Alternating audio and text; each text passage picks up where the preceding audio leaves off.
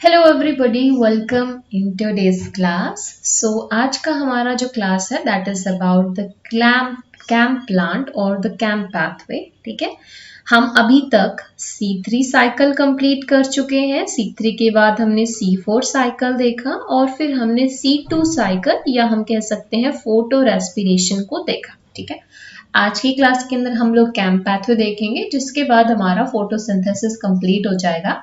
तो camp plant की बात कर लेते हैं। देखिए, लास्ट का अगर मैं बताऊं तो C3 प्लांट की अगर हम याद करें तो C3 जो साइकिल होती है, जिसे हम लोग कैल्विन साइकिल कहते हैं, वो सभी प्लांट के अंदर आपकी कंडक्ट होती है और जिसी के थ्रू, उसी को हम लोग डार्क फेज भी कहते हैं और उसी के थ्रू हमारी कार्बन डाइऑक्साइड का फिक्सेशन होता है। पहली चीज, C4 साइकिल एनवायरनमेंट में तब कंडक्ट होगी, प्लांट C4 साइकिल को तब कंडक्ट करते हैं जब एनवायरनमेंट के अंदर आपकी कुछ हम लोग कह सकते हैं कंडीशन है कि भाई ड्राई कंडीशन हो गई है। उस टाइम पे प्लांट एक स्पेसिफिक टाइप की एनाटॉमी को अडॉप्ट कर लेते हैं, जिसे हम कहते हैं क्रैंज एनाटॉमी। और उसके बाद उनके अंदर ये साइकिल कंडक्ट होती है, जिसमें बेसिकली वो क्या करते हैं, कार्बन का फिक्सेशन ही करते हैं बट स्पेसिफिक टाइप की सेल में, जिसे हम कहते हैं बंडल शीथ सेल। ठीक है जी। C2 साइकिल जिसमें हमने फोटो रेस्पिरेशन देखा था, जिसमें हमने कहा कि लाइट की प्रेजेंस में रेस्पिरेशन के जैसे ही एक प्रोसेस हो रही है, जिसमें हमारे पास फोस्फोग्लाइकोलेट का फिक्सेशन हो रहा है, उसको कन्वर्ट किया जा रहा है फोस्फोग्लाइसिक एसिड में by the involvement of other two organelles except in the chloroplast. Peroxisome और माइटोकॉन्ड्रिया का भी इन्वॉल्वमेंट उसमें होता है और उसके बाद हमारा वापस उसमें कार्बन का फिक्सेशन होता है with the help of the Calvin cycle. ठीक है, हम लोग आज कैम्प पाथवे की बात करने वाले हैं कि कैम्प पाथवे किन प्लांट के अंदर आपको देखने को मिलेगा और कैम्प प्लांट की जरूरत क्यों पड़ी एक प्लांट को, कैम्प पाथवे की जरूरत क्यों पड़ी एक प्लांट को। ठीक है, तो सबसे पहले जिन प्लांट के अंदर कैम्प पाथवे होता है हम उन्हें कैम्प प्लांट भी कह देते हैं। अब जो कैम्प प्लांट होते हैं ना, वो भी कार्बन डाइऑक्साइड का ही फिक्सेशन कर रहे हैं with the help of this camp pathway.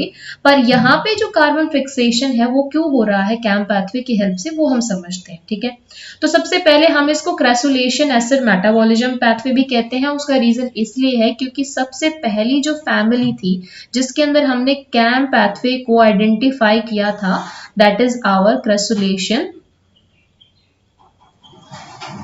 क्रेसुलेशन family. इसी वजह से हम लोग इसको क्रेसुलेशन एसिड मेटाबॉलिज्म भी कह देते हैं। ठीक है, इतनी बात क्लियर है।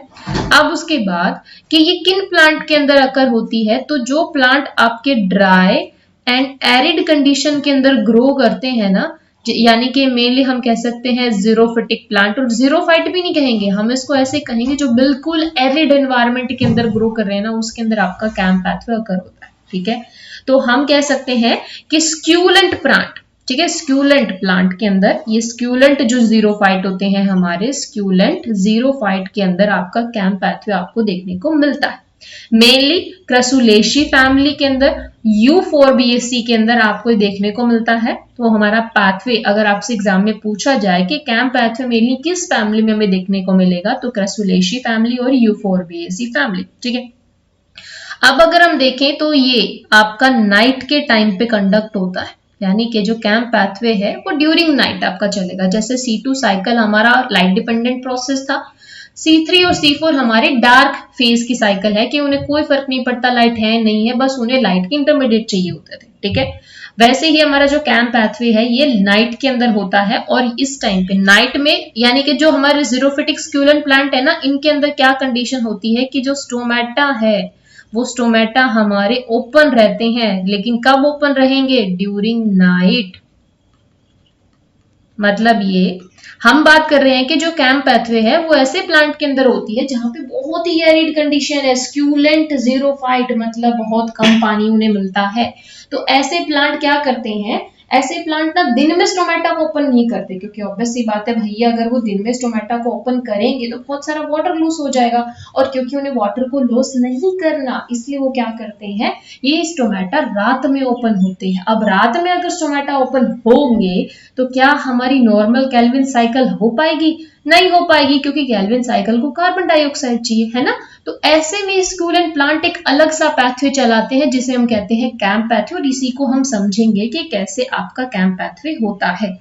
तो ऑब्वियस सी बात है, अगर यहाँ पे स्टोमेटा रात को ओपन है मतलब CO2 तो एंटर कर रही है, लेकिन वो रात के टाइम पे एंटर कर रही है ना।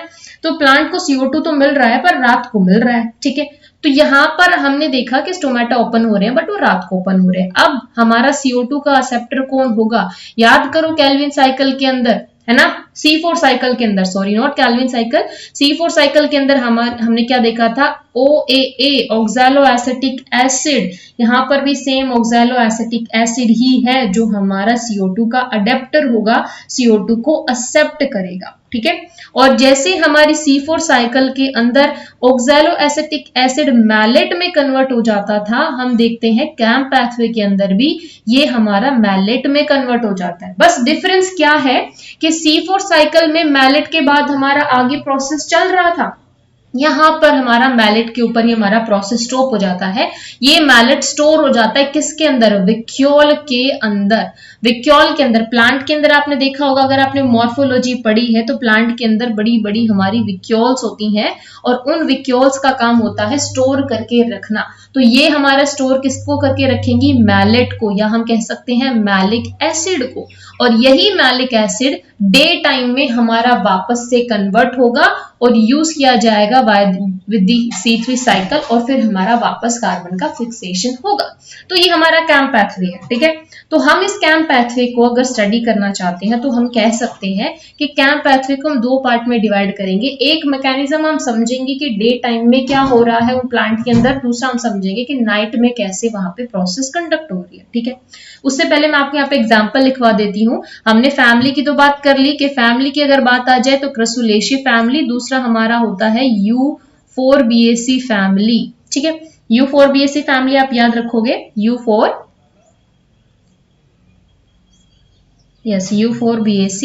फैमिली, ठीक है। इन दो फैमिली के अंदर आपको कैम्प पैथवे देखने को मिलता है। एग्जाम्पल की बात करें तो जैसे कि हमारे प्लांट में आते हैं, स्क्यूलेंट प्लांट में आप याद रखोगे कैक्टस, कैक्टस के अलावा हमारा पाइनएप्पल, हमारा एलो प्लांट जिसे हम एलोवेरा प्लांट भी कहते हैं, इन सभी के अंदर हमारा कैम्प फोटोसिंथेसिस होता है, ठीक है। कैम्प की हेल्प से फोटोसिंथेसिस होता है, इसलिए हम उसे कैम्प फोटोसिंथेसिस भी कह देते हैं, ठीक है। तो इस प्रोसेस को हम लोग दो पार्ट में डिवाइड कर सकते हैं।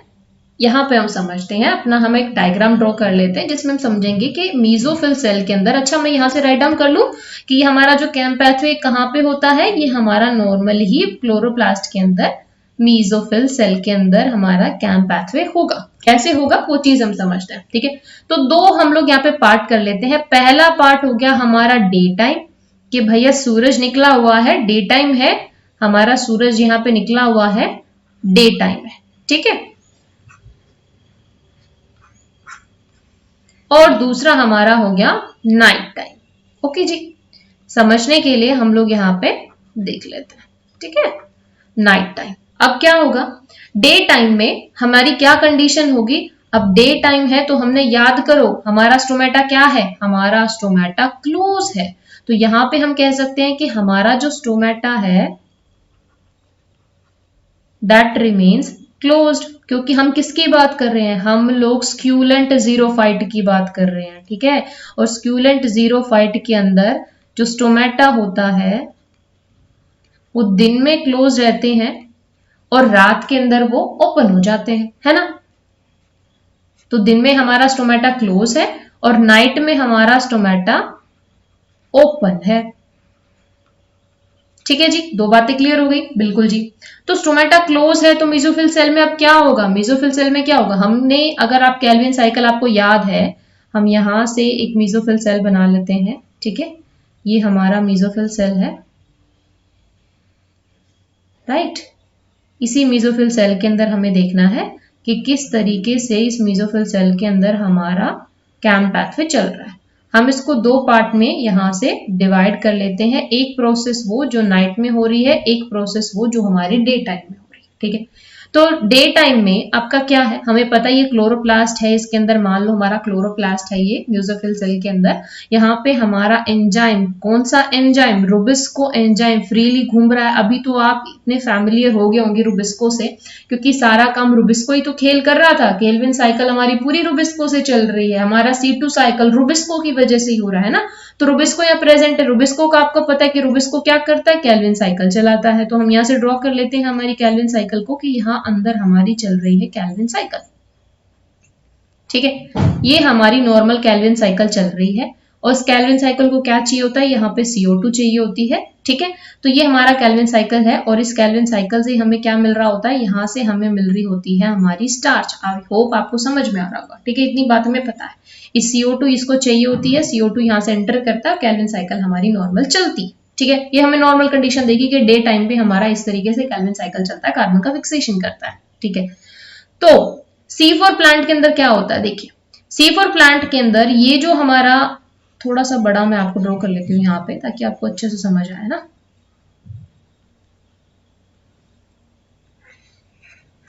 ये हमारा केल्विन साइकिल है, इस केल्विन साइकिल को चाहिए CO2। ठीक है, अब देखिए केल्विन साइकिल को CO2 चाहिए किसके लिए, स्टार्च के फॉर्मेशन के लिए। लेकिन हमने क्या कहा कि जो स्क्यूलेंट प्लांट होते हैं उनके अंदर हमारा स्टोमेटा क्लोज हो जाता है। स्टोमेटा क्लोज हो जाता है तो CO2 नहीं आएगा। तो CO2 नहीं आएगा, ऐसे में प्लांट क्या करते हैं, वो कुछ एक स्पेसिफिक टाइप का पैथवे चलाते हैं। वो क्या करते हैं कि जब नाइट टाइम में स्टोमेटा ओपन होता है तो उस टाइम पे ये स्टोमेटा ओपन होगा तो यहाँ से CO2 एंटर करेगी। ठीक है, CO2 ने जैसे ही एंटर करा, ये CO2 क्या करेगा, यहाँ पे बाइकार्बोनेट में कन्वर्ट हो गया। बाइकार्बोनेट में कन्वर्ट होने के बाद अब ये CO2 आपका किस में कन्वर्ट हो जाएगा, ये कन्वर्ट हो जाएगा आपका,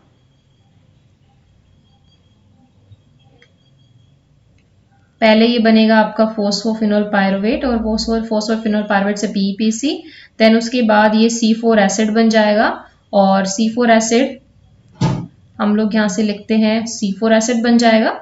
C4 एसिड का मतलब पहला हमारा ऑक्जेलो एसिटिक एसिड जो एक्सेप्टर की तरह काम करेगा इस कार्बन डाइऑक्साइड के लिए, वहां से हमारा मैलेट बनेगा और वही मैलेट हमारा क्या होता है, विक्यूल के अंदर जाके। ठीक है, मान लो ये हमारी विक्यूल है प्लांट की, इस विक्यूल के अंदर वो जाके स्टोर हो जाएगा। ठीक है जी, इस विक्यूल के अंदर हमारा मैलेट जो हमें कहते हैं ना C4 एसिड बना, ये C4 एसिड हमारा क्या हो गया, मैलेट जो है वो विक्यूल के अंदर स्टोर हो गया। अब ये विक्यूल के अंदर स्टोर हो गया। ये कहानी कब की चल रही थी, ये नाइट की कहानी चल रही थी। डे में क्या होगा, जैसे ही डे हुआ स्टोमेटा हो गए क्लोज। स्टोमेटा जैसे ही क्लोज कर हुए, अब ये मैलेट हमारा एंटर करेगा किस में, ये मैलेट हमारा विक्यूल से रिलीज होने लगेगा और ये विक्यूल से जैसे रिलीज होगा इसका डीकार्बोक्सिलेशन हो जाएगा, क्योंकि यहाँ पे ये 4 कार्बन कंपाउंड है ना। हमें क्या चाहिए, हमें कार्बन डाइऑक्साइड चाहिए और वापस ये क्या बनाना है, 3 कार्बन कंपाउंड बनाना है। तो डीकार्बोक्सिलेशन का मतलब क्या होता है, डीकार्बोक्सिलेशन। डीकार्बोक्सिलेशन का मतलब है रिमूवल ऑफ कार्बन डाइऑक्साइड। तो हम क्या देखते हैं कि इस मैलेट में से कार्बन डाइऑक्साइड का रिमूवल हो जाता है और यहां से जैसे ही कार्बन डाइऑक्साइड का रिमूवल होगा तो हमने क्या देखा कि ये CO2 रिलीज हो गई, ये CO2 एंटर करेगा केल्विन साइकिल में और यहाँ पे हमारा क्या बन जाएगा, एक C3 एसिड बन जाएगा, है ना। ये C3 एसिड वापस आपका क्या होगा, ये C3 एसिड वापस आपका PEP में कन्वर्ट हो जाएगा। PEP यानी कि फोस्फोफिनोल पायरुवेट, और ये हमारा फिर से कैसा होगा, इस साइकिल में एंटर किया है ना, और यहाँ से वापस से ये सेम साइकिल आपकी रिपीट होती रहेगी। ठीक है, और अच्छे से मैं आपको यहाँ से ये समझाती हूँ।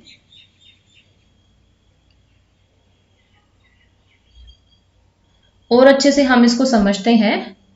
यहाँ पे क्या बनता है, ये C3 एसिड में हमारे पास पायरुवेक एसिड बनता है जो कि कन्वर्ट हो जाता है फोस्फोफिनोल पायरुवेट में और यहाँ से हमारा फिर C4 एसिड बनेगा जो मैलेट में कन्वर्ट होगा और वापस से हमारी प्रोसेस जो है वो रिपीट हो जाएगी। ठीक है, तो अब हम इस चीज को डायग्रामेटिकली अच्छे से और अच्छे से समझते हैं। तो देखिए, मैं अगर आपको यहाँ पे और अच्छे से ड्रा करूँ इसको, इस रिएक्शन को, एक सेकेंड गाइस,